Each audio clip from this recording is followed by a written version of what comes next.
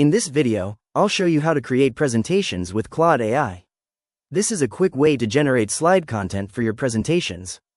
To begin, I'll make sure I'm already logged into my Claude account and on the main Claude screen.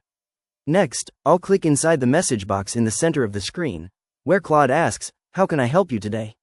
Now I'll type a prompt asking Claude to create a presentation. For example, I might type, "Create a presentation outline about digital marketing basics." After typing the prompt, I'll click the send button. Claude will generate a presentation outline, usually organized into slides with titles and key points. If I want a more detailed presentation, I can include more information in my prompt, such as the number of slides, topic, or audience. For example, I might type, "Create a 10-slide presentation about social media marketing for beginners." Claude can also help expand each slide with bullet points, explanations, and talking notes. Once the presentation is ready, I can copy or download the content and paste it into tools like PowerPoint or Google Slides. And that's it. I've successfully created a presentation using Claude AI.